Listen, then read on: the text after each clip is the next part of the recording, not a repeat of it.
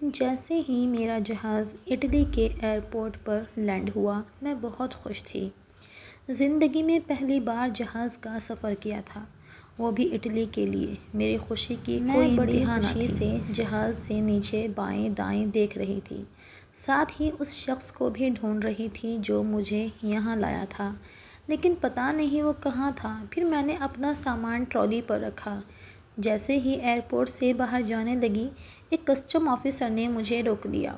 کہنے لگا کہ آپ کے سامان کی تلاشی لینی ہوگی۔ انگریزی زبان میں بات کر رہا تھا۔ میں زیادہ پڑھی لکھی نہ تھی، لیکن اس کی بات کرنے کا انداز اور اشارہ سمجھ رہی تھی۔ میں نے کہا کہ آپ میرا سامان چیک کر سکتے ہیں۔ مجھے بھلا کیا اعتراض ہو سکتا تھا؟ اس میں تو صرف میرے کپڑے ہیں اور کچھ بھی نہیں۔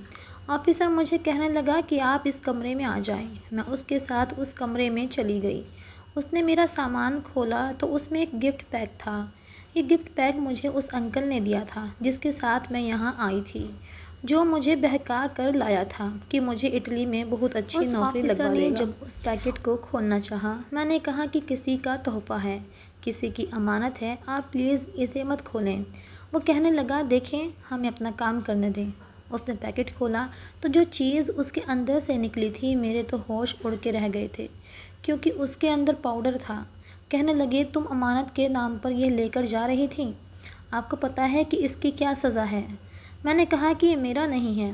کہنے لگا ابھی تو آپ نے کہا کہ سارا سامان آپ کا ہے۔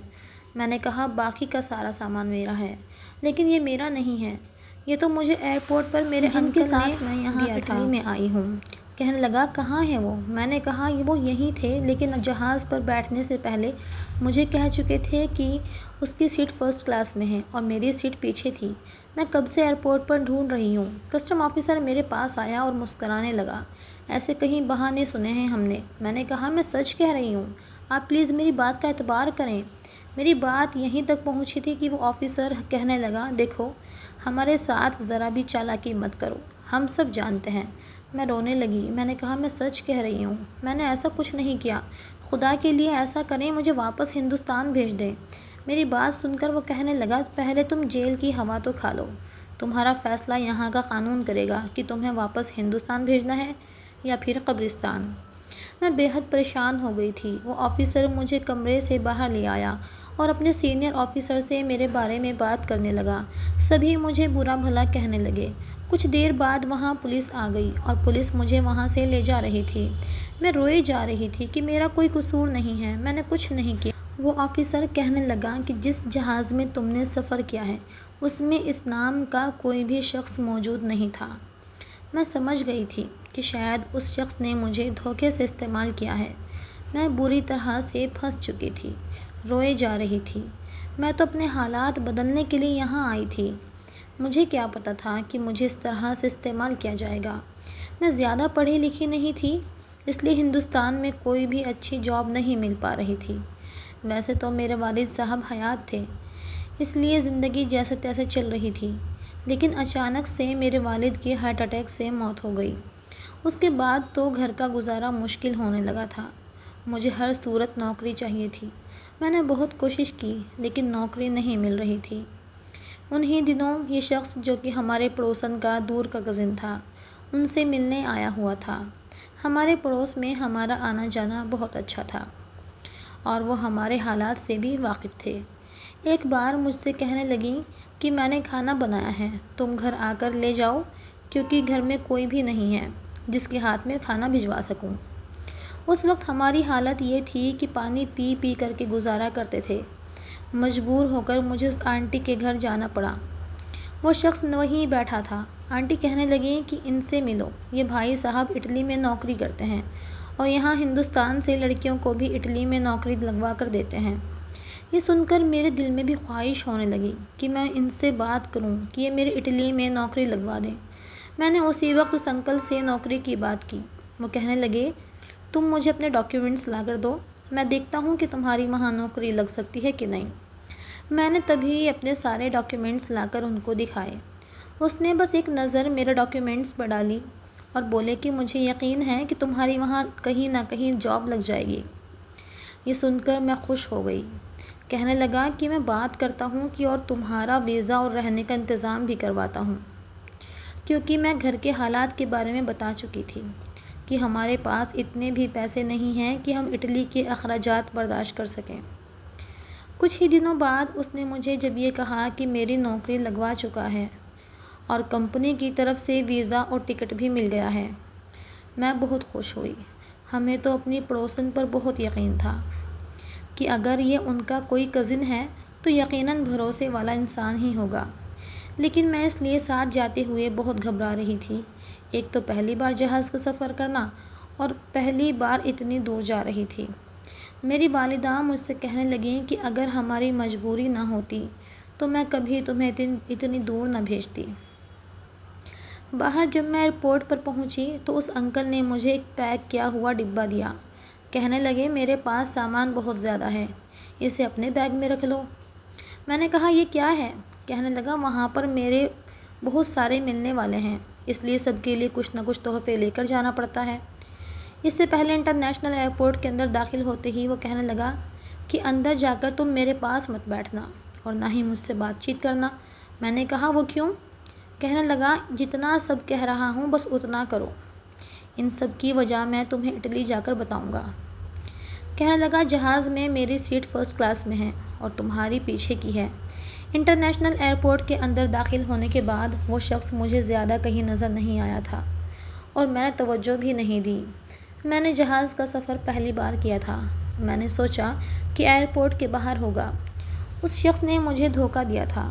مجھے ایئرپورٹ سے سیدھا جیل میں لایا گیا تھا اور وہاں ایک آفیسر نے تھوڑی سی پوچھ تاچھ کرنے کے بعد مجھے ایک جیل میں بند کر دیا۔ جس جیل میں مجھے بند کیا گیا تھا اس کا دروازہ شیشے کا تھا۔ چھوٹا سا کمرہ تھا جس میں صرف ایک ہولڈنگ بیڈ تھا۔ اس کمرے میں اے سی لگا ہوا تھا لیکن کوئی دوسرا قیدی میرے ساتھ موجود نہیں تھا۔ میں بالکل اکیلی تھی۔ کچھ دیر بعد وہاں کی ایک پولیس مجھے ایک یونیفارم دے گئی جو کہ آسمانی رنگ کا تھا۔ کہنے لگے یہ پہن لو۔ میں نے روتے ہوئے پہن لیا۔ اپنی قسمت پر آنسو بہا رہی تھی۔ میں تو یہاں پر اپنے گھر کے حالات بدلنے آئی تھی اور میں کس مصیبت میں پھنس چکی ہوں۔ اس انسان نے مجھے نہ جانے کیوں اس گناہ کے لیے استعمال کیا تھا۔ پتہ نہیں مجھے کیا سزا ہوگی، میرے ساتھ کیا سلوک کیا جائے گا۔ میں ہر چیز سے ناواقف تھی اور آنے والے وقت مجھے بہت پریشان کر رہا تھا کہ پتہ نہیں میرے ساتھ کیا ہوگا۔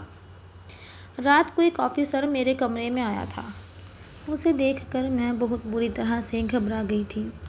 وہ مجھ سے کہنے لگا کہ تم نے کچھ سوچ کے اتنا بڑا جرم کیا تھا؟ میں نے کہا میں آپ لوگوں کو کس طرح سے سمجھاؤں کہ میں نے کچھ نہیں کیا، میرا کوئی قصور نہیں ہے۔ وہ کہنے لگا کہ پیکٹ تمہارے سامان سے نکلا ہے اور تم کہہ رہی ہو کہ تمہارا کوئی قصور نہیں ہے۔ میں نے کہا کہ وہ پیکٹ میرا نہیں تھا۔ وہ کہنے لگا کہ تم ہمیں بیوقوف مت بناؤ، جو زہر تم یہاں لا کر ہمارے لوگوں کو پلانا چاہتی تھی وہ اب ہم تمہیں دیں گے اور تمہارا وہ حشر کریں گے کہ ہندوستان سے آنے والا ہر مسافر تمہارا حشر دیکھ کر کبھی بھی غلطی نہیں دہرائے گا جو تم نے کی ہے۔ یہ سن کر میرا پورا جسم تھر تھر کانپنے لگا تھا۔ میں نے اس کے سامنے ہاتھ جوڑ دیے۔ میں نے کہا میں سچ کہہ رہی ہوں، میں نے کچھ نہیں کیا ہے، میرا یقین کریں، پلیز مجھے ہندوستان واپس بھیج دیں۔ ایسے کیسے بھیج دیں؟ وہ کہنے کے بعد اس نے اپنی جیب سے ایک پاؤڈر نکالا اور کہنے لگا یہ لا رہی تھی نا تم ہمارے ملک میں؟ اس کے بعد مجھے کہنے لگا اسے سونگھو۔ اس نے وہ پڑیا میرے ناک کے قریب کر دی لیکن میں فوراً سے پیچھے ہٹ گئی۔ وہ زبردستی مجھے وہ پڑیا سونگھانے لگا۔ کچھ دیر تو میں نے اپنا سانس روک کر رکھا تھا لیکن جیسے ہی میں نے ناک کے ذریعے سے سانس لیا سارا پاؤڈر میرے اندر جا چکا تھا۔ پہلے تو میں بری طرح سے کھانسنے لگی، چھینکنے لگی۔ اس کے بعد مجھے ایسا لگا جیسے میری آنکھیں بند ہونی شروع ہو گئیں۔ ایک عجیب سا سرور تھا جو مجھ پر چھانے لگا تھا۔ نشے سے میری آنکھیں بند ہونے لگی تھیں۔ میرا دماغ سن نہیں ہوا تھا، جاگ رہا تھا لیکن ایسا لگ رہا تھا جیسے میرا وجود بے بس ہو گیا۔ میرے ہوش اس وقت اڑے جب میں نے اپنے سامنے آفیسر کو اپنی وردی اتارتے ہوئے دیکھا تھا۔ موت شاید آسان سزا تھی، اس سے بدتر سزا میں نے ایک رات میں اس جیل میں پائی تھی۔ جو حشر اس شخص نے ایک رات میں میرا کیا تھا، مجھے اپنے آپ سے نفرت محسوس ہونے لگی تھی۔ میرا دل چاہ رہا تھا کہ میں اپنے آپ کو ختم کر دوں اور اپنا گلا گھونٹ کر اپنے آپ کو مار ڈالوں۔ میرا کوئی قصور نہیں تھا لیکن میں ایک ایسی سزا برداشت کرنے کے لیے مجبور تھی جسے بہتر موت ہوتی ہے۔ میرا جسم بے جان ہو چکا تھا، میں ابھی بھی نشے میں چور تھی۔ ایک عورت کے لیے اس سے بڑی اذیت شاید کوئی ہو نہیں سکتی۔ میں جس جنسی زیادتی کا نشانہ بنی، ایک تو یہ اذیت ناقابل برداشت تھی اور دوسرا یہ سب کرنے والا شخص غیر ملکی پولیس آفیسر تھا۔ مجھے ایئرپورٹ سے لایا گیا تھا تو اس گاڑی میں بٹھانے کے کچھ دیر بعد ہی میری آنکھوں میں پٹی باندھ دی گئی تھی۔ میرے دونوں ہاتھ پیچھے کر کے اس پر ہتھ کڑی لگا دی گئی تھی۔ شاید یہ یہاں کا کوئی رول تھا۔ اس کے بعد جب میری آنکھوں کی پٹی کھولی تھی تو میں جیل کے اندر موجود تھی۔ ایک آفیسر آیا اور مجھ سے پوچھ تاچھ کی اور پھر واپس چلا گیا، اور رات کو پھر سے وہی آفیسر آیا تھا جس نے مجھے پوری رات برباد کیا تھا۔ صبح کے وقت ایک نوجوان میری جیل میں آیا تھا جو کہ خود بھی نیلی وردی پہنے ہوئے تھا۔ میرے پاس کھانا رکھ کر واپس چلا گیا۔ میرا جی چاہا میں مر جاؤں، یہ زمین پھٹے اور میں زمین کے اندر دفن ہو جاؤں۔ مجھے ہر چیز سے نفرت محسوس ہو رہی تھی۔ پھر تو جیسے یہ سلسلہ چل نکلا تھا، ہر روز ایک آفیسر آتا تھا، مجھے وہی پاؤڈر سنگھایا جاتا تھا، پھر وہی وحشیانہ سلوک کیا جاتا تھا۔ اب تو اذیت کی یہ انتہا کر دی گئی تھی کہ میرے وجود پر جگہ جگہ سگریٹ بجھائے جانے لگے تھے۔ جس جیل میں مجھے رکھا گیا تھا وہاں پر چاروں طرف کیمرے لگے ہوئے تھے اور ان کیمرے میں میری ہر ویڈیو ریکارڈ ہوتی تھی۔ مجھے سمجھ نہیں آ رہا تھا کہ میں کس چیز کی سزا کاٹ رہی ہوں۔ ابھی تک نہ تو مجھے وہاں کی عدالت میں لے جایا گیا تھا اور نہ ہی مجھے یہ پتہ تھا کہ مجھے کتنے سال یہ اذیت سہنی پڑے گی۔ اب تو مجھے لگنے لگا تھا کہ جیسے میں پاگل ہو جاؤں گی۔ جب بھی رات کو آفیسر کو اپنے کمرے میں آتے ہوئے دیکھتی تو میں پاگلوں کی طرح چلانے لگتی، چیخنے لگتی۔ میں کہتی خدا کے لیے میرے پاس مت آنا، اپنا گلا دبانے لگتی، لیکن وہ لوگ بے رحم تھے، مجھ پر ترس نہیں آتا تھا۔ میں اس آدمی کو روز بد دعا دیتی تھی جو دھوکے سے مجھے یہاں لایا تھا، جو کہتا تھا کہ 1 مہینے کی تنخواہ تمہیں لاکھوں میں ملے گی۔ میری ماں اور میرے چھوٹے بھائی بہن اس انتظار میں ہوں گے کہ مہینہ ختم ہوتے ہی میں انہیں لاکھوں روپے بھیج دوں گی جس سے ان کے حالات بہتر ہو سکیں گے، لیکن انہیں کیا خبر تھی کہ میں کس حال میں زندگی گزار رہی ہوں۔ میری زندگی کو موت سے زیادہ بدتر کر کے رکھ دیا تھا۔ شکر تھا کہ وہاں کوئی آئینہ نہیں تھا تو شاید خود کو پہچان ہی نہیں پاتی۔ صبح کے وقت نوجوان مجھے ناشتہ دینے کے لیے آیا تھا، بڑے غور سے مجھے دیکھ رہا تھا۔ اس بار تو رات گزارنے والے آفیسر نے میرا چہرہ تک داغدار کر دیا تھا۔ میں نے ایک بے بسی سے اس کو دیکھا۔ میں نے کہا، ایسا کرو اس چائے میں زہر ڈال دو، یہ آفیسر میرے ساتھ بہت برا سلوک کرتے ہیں۔ میں تمہیں بہت دعائیں دوں گی اگر تم نے میری چائے میں زہر ڈال دیا۔ میں جینا نہیں چاہتی، میں مر جانا چاہتی ہوں۔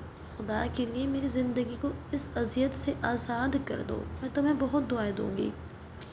وہ میری بات سن کر واپس چلا گیا، کچھ نہیں بولتا تھا، بس مجھے بے بسی سے دیکھتا رہتا۔ اس کی آنکھوں میں مجھے ہمدردی نظر آتی تھی، ایسا لگتا تھا جیسے اس کی آنکھوں میں میرے لیے کچھ ہمدردی کے تاثرات ہیں۔ شاید وہ بھی میری طرح کوئی مجبور تھا، بس اپنے کام سے کام رکھتا تھا۔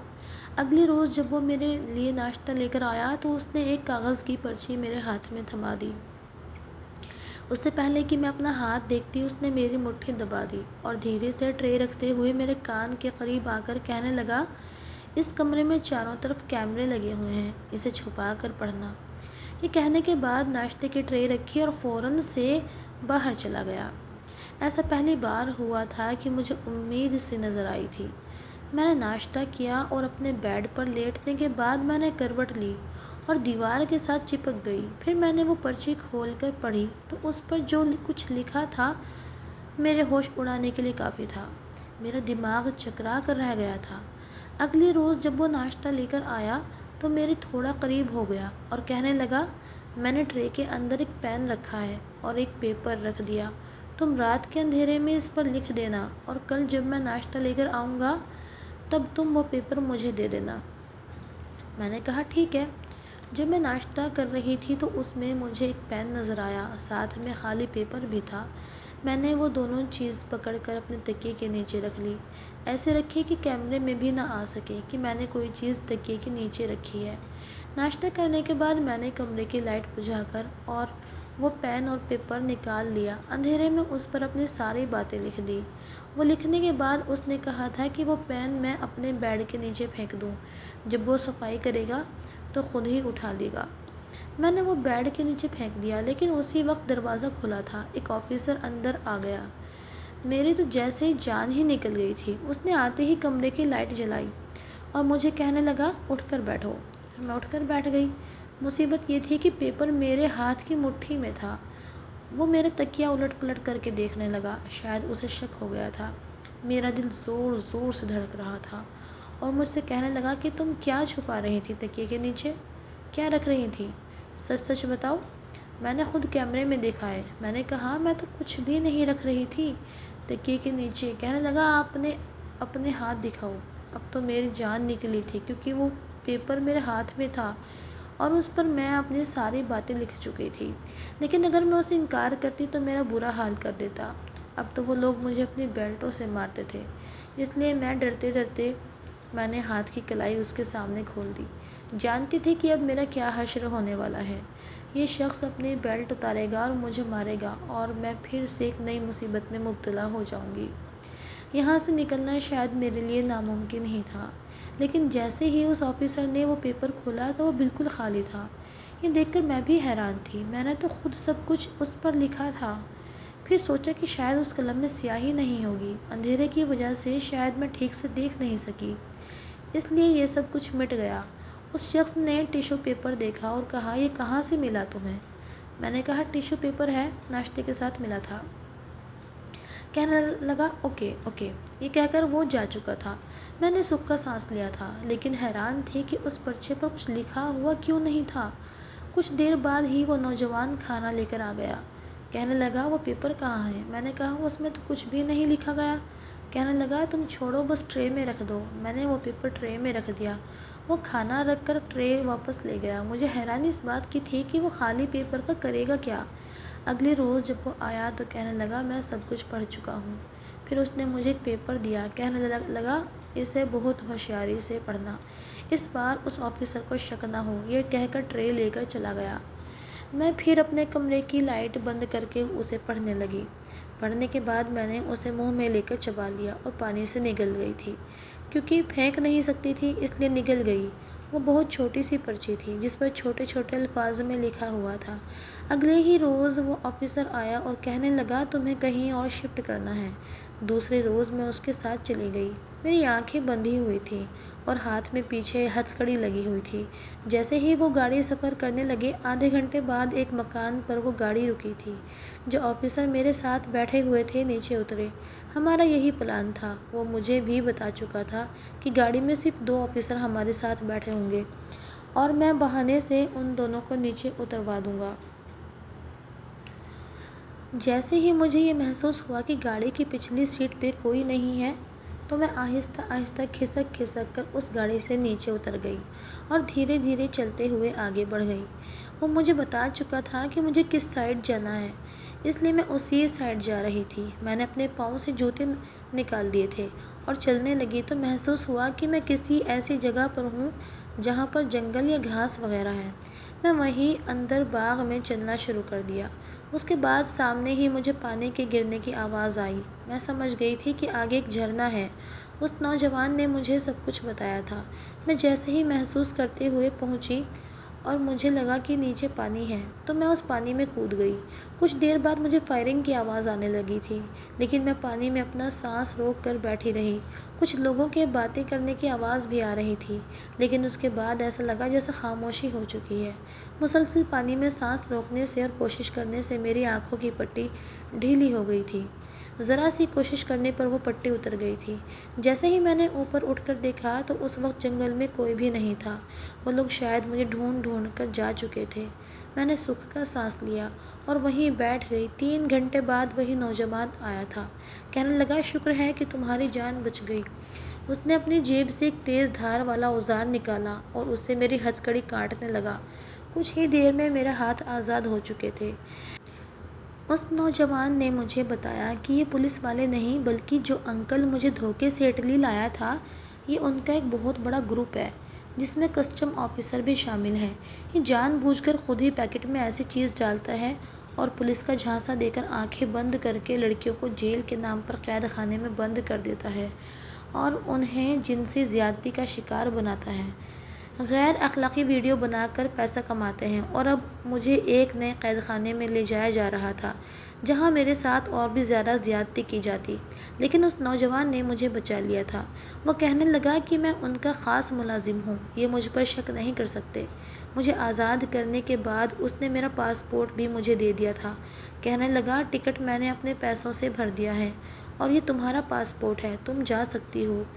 میں اس کا جتنا بھی شکریہ ادا کرتی کم تھا۔ ہندوستان پہنچ کر میں اپنی ماں کے ساتھ لگ کر بہت روئی۔ میں نے کہا ماں، کبھی بھی ایسے لوگوں کی باتوں میں نہیں آنا چاہیے جو ہمیں نوکری کا جھانسا دیتے ہیں۔ باہر دیش جانے کے لیے پیسوں کا لالچ انسان کی سوجھ بوجھ ختم کر دیتا ہے۔ میں نے اپنے شہر میں جاب کر لی اور آہستہ آہستہ میری ترقی بھی ہونے لگی۔ لیکن آج بھی جب وہ اذیت یاد آتی ہے تو میرا دل کانپ کر رہ جاتا ہے۔ اس کے بعد میرے دل سے اس نوجوان کے لیے بہت دعائیں نکلتی ہیں۔